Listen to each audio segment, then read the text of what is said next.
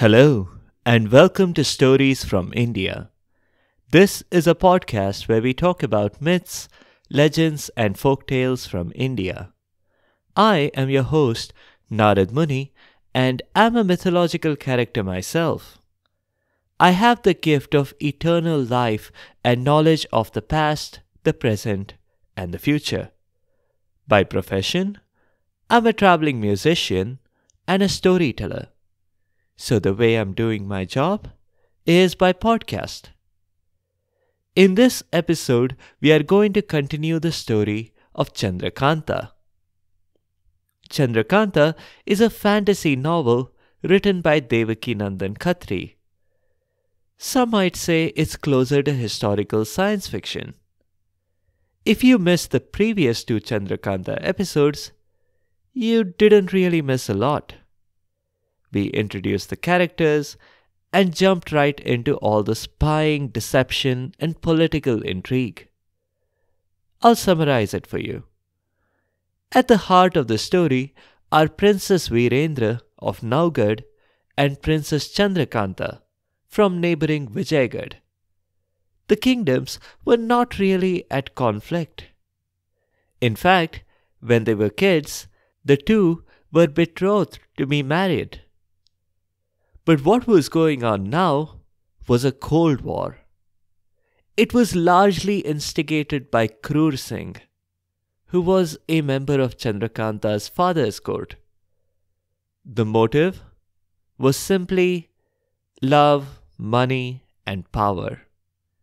Krur Singh wanted to marry Chandrakanta, he wanted to become king of the land, and he wanted to get access to the treasury. And Krur Singh wasn't a minister himself, but he was the minister's son. But he was expected to become minister because administrative jobs were passed on based on nepotism and not merit. Each of the main characters had some very special sidekicks. They were Aiyyaars. It could even be argued that the Aiyyaars were the real heroes in this novel. But more on that later. Now, Aiyyaars were not magical in the book, unlike in the television series, if you saw Chandrakanta growing up.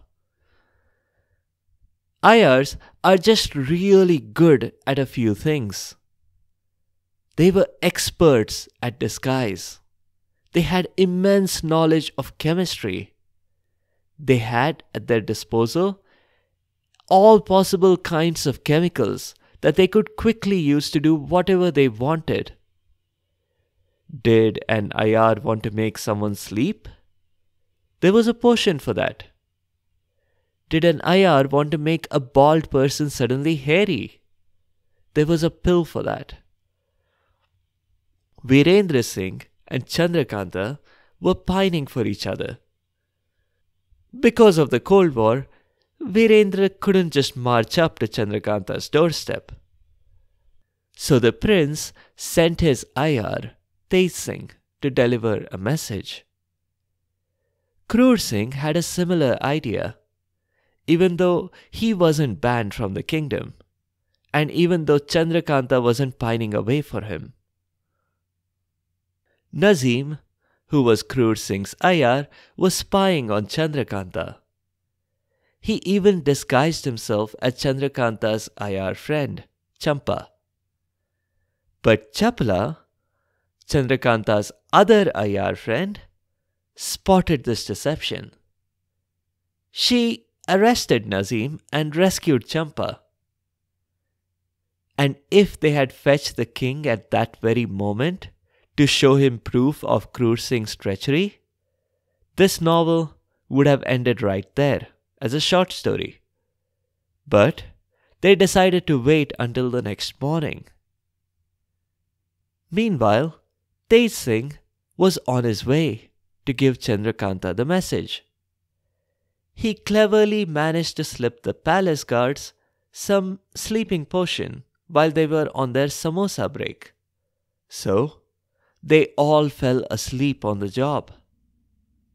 Then, Tej Singh made it into the garden, disguised as Chandrakanta's maid, Ketki. Tej Singh as Ketki delivered the message from Virendra, which moved Chandrakanta to tears. On learning that Nazim was arrested, they all went to the shed where he was being held, only to find that he was no longer there. Ahmed, Kroor Singh's other Aiyar, had rescued Nazim. Chandrakanta, Chapla, Champa, and Tej Singh as Ketki stood staring at the prison. "There goes our ticket to getting Kroor Singh fired," Chandrakanta said, a little downcast. "Was there a ticket in there too?" Champa asked. "I thought we only put Nazim in there." Champa could sometimes take things a little too literally. "So much for your prison, Chapla," Tej Singh said, in Ketki's voice. It was a natural Aiyar thing to do, to continue the deception even though the princess and her Aiyars knew that he was Tej Singh and not actually Ketki. "Not much of a prison, is it? Without a prisoner? Or a lock? And with a door that's broken?" Even the ropes that were binding Nazim were now in pieces. Tej Singh could tell at a glance. "These are made with an Aiyar's knife. See, I recognize the cut. But the knife is a newer model. So the Aiyar who made this graduated from Aiyari school after I did." Chandrakanta was a little skeptical. He could have been an earlier graduate and he could have just brought a newer model, couldn't he? She questioned. "I'm glad you asked that rather irrelevant question, Princess," Chapla chimed in. "It's time for a little exposition on Aiyari for our listeners. You can't just buy Aiyari tools on eBay or Amazon. That's not how Aiyari works. We all go to Aiyari school. And there, when we graduate, we earn the only knife, disguise kit, and chemical mixing kit that we'll ever work with. And even if we arrest someone, we don't take away those things from them. It's not in the Aiyar code." Tej Singh suddenly stood up. Yes, but thank you for that explanation, Chapla. But it's not safe for me to hang around here. Nazim and Ahmed could be watching us. I'll have to leave. Champa, don't go poking your nose into other people's rose bushes. As for me, I'm off to capture Nazim and Ahmed. See, Chapla? I'm going to show you how it's done." Chapla rolled her eyes. "Seriously now? Are you going to mansplain to me how to catch an Aiyar?" Tej Singh as Ketki was offended. "Hey, it's not mansplaining if a woman does it," he replied, still in Ketki's character. And then, bidding adieu, walked off before Chapla could think of a proper comeback. Tej Singh, still dressed as Ketki, walked out of the palace garden. But he needed to do something first. The guards, sleeping the way that they were useless if Kroor Singh did something desperate, like abducting the princess. So, she shook them awake. The guards woke up, shocked. They begged Ketki not to tell anyone that they weren't doing their duty, or they might get fired. "It's what you deserve for putting the princess in danger," Tej Singh said. "But I suppose I could let this slide, just this once." "Of course, My silence has a price. The guards immediately emptied their wallets. The fake Ketki looked at it with disdain. It's not much, and really, I should be getting you all to write me IOUs. But hey, I'm feeling generous today, so I'll let you go. After all, you'll need to have some money to afford your samosa habits. She walked off, while the guards were still scratching their heads, wondering how Ketki had known about their samosas. Unless... No, it wasn't possible. Ketki couldn't possibly be related to that fake palace guard who drugged their samosas. This duplicate Ketki didn't go straight back to Virendra. Yes, Tej Singh had made a decent pile of money from the guards. But could he try to double it, while also trying to find Nazim and Ahmed? There were risks, of course. But maybe that was what motivated Tej Singh. He strolled around everywhere in the city until he finally spotted Nazim and Ahmed at a chai shop. The chai shop, which was called the Royal Tea Bag, was a frequent haunt of most people who worked at the palace, or those who worked for the ministers. Nazim and Ahmed were arguing about how exactly to message their abject failure to Kroor Singh. I know, Nazim said suddenly. Let's tell him we caught Tej Singh, but some aliens with a mind-altering ray blasted us. Nah, said Ahmed. We used that excuse just last month. They continued, dejectedly sipping their tea.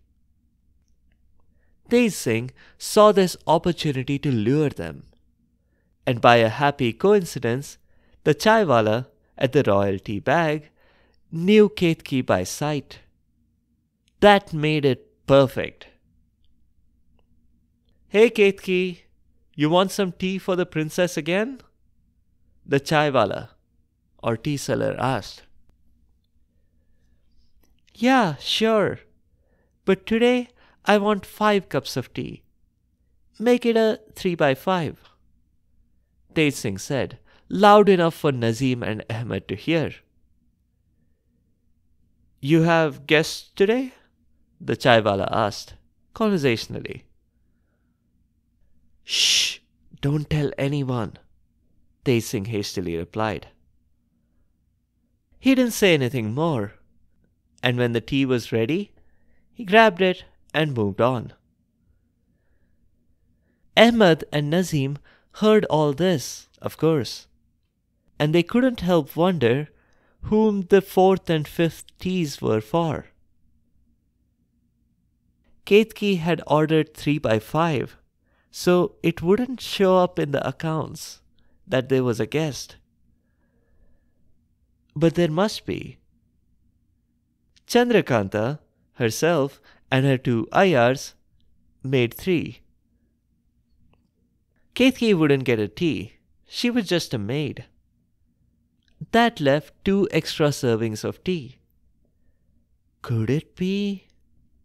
Could it actually be that Prince Virendra and Tej Singh were there to meet the princess? That explained the secrecy.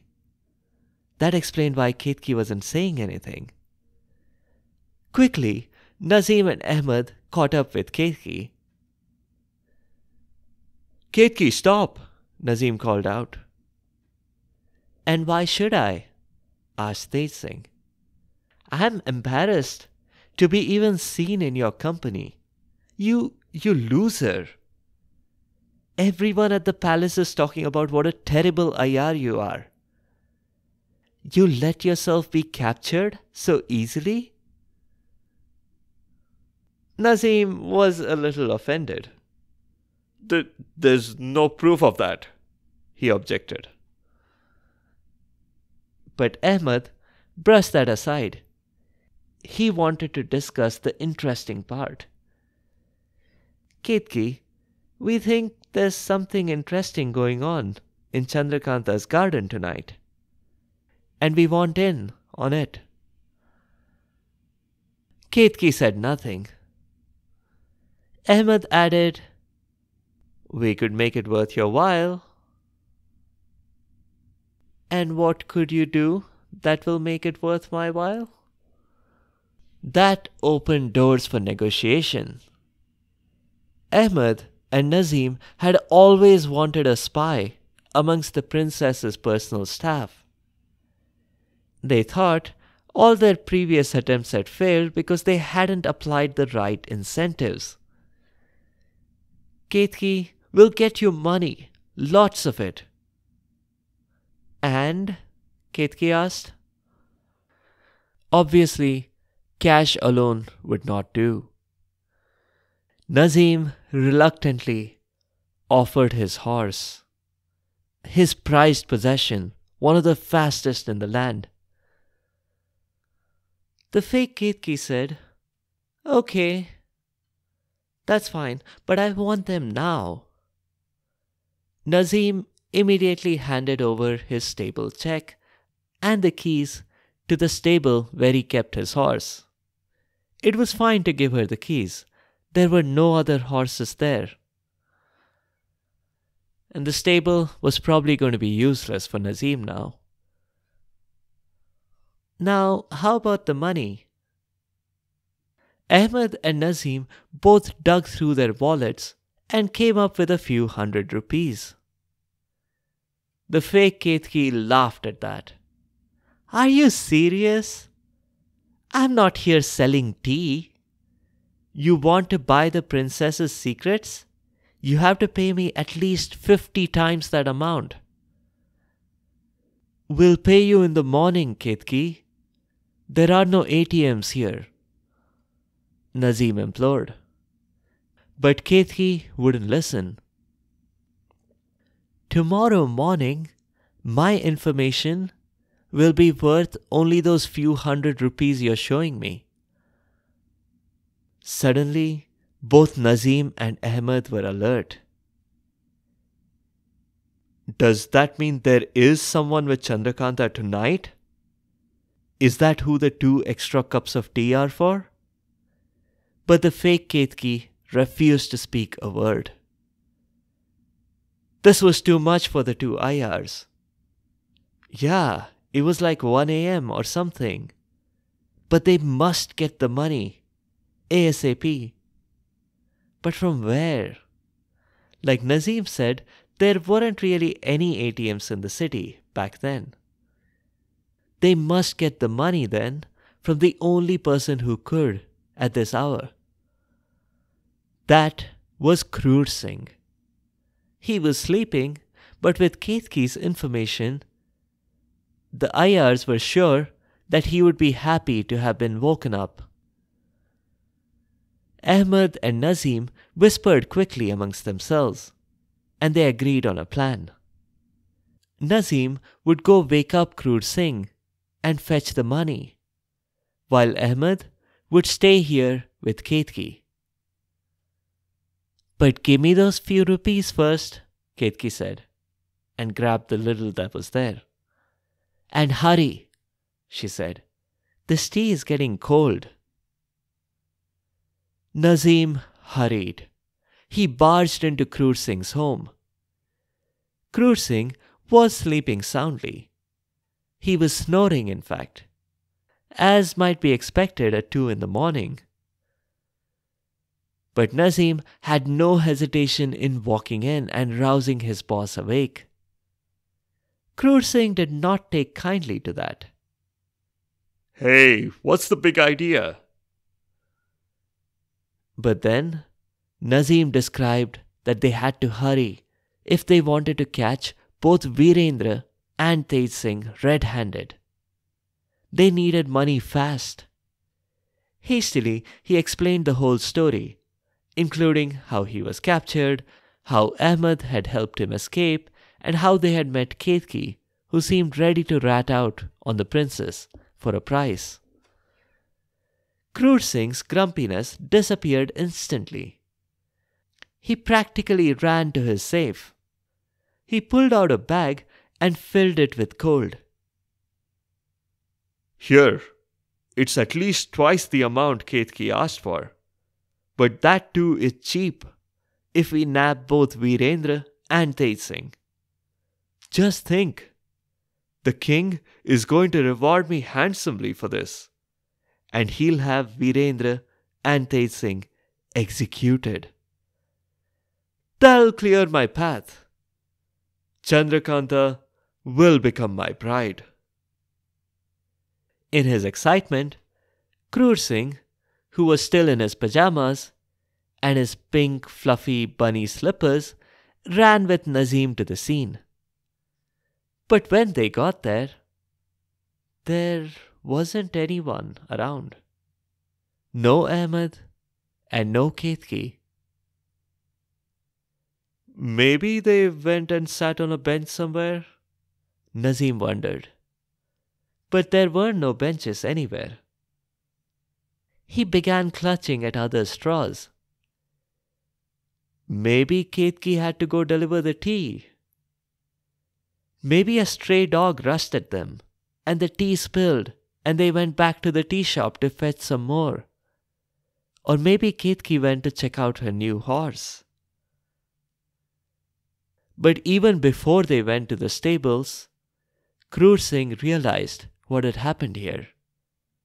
Ahmed had been arrested, captured, taken away by someone pretending to be Ketki. It was suspicious indeed that Ketki would suddenly agree to switch sides. And this would happen on the very day that all the other things had happened to Nazim? No, there were too many coincidences here. So now, Kroor Singh was in a spot with one Aiyyaar less. The only one he had remaining was Nazim, and Nazim didn't even have a horse now. In addition to that, being a misogynist, he also thought it was pretty insulting that Nazim had let himself be trapped by Chandrakanta's Aiyyaars. Just because Chapla was a woman, Kroor Singh assumed she wasn't formidable at all. He was going to learn some lessons here, but that will happen in future episodes when we continue this story. We'll end it here this time. The previous Chandrakanta episodes were episode 130 and 137. They are linked on the site sfipodcast.com, so check them out. In the next episode, we'll do a story about Indra and Agni and how they subject a king to a very cruel test, which involves literally pounds of flesh. If you have comments or suggestions, or if there are particular stories you'd like to hear, please do let me know by leaving a comment or a review on the site sfipodcast.com or tweet at sfipodcast. You can also find me on Instagram and Facebook. Be sure to subscribe to the show to get notified automatically of new episodes. A big thank you to each and every one of you for your continued support and your feedback. The music is from purpleplanet.com. That's purple-planet.com. Thank you for listening, and I'll see you next time.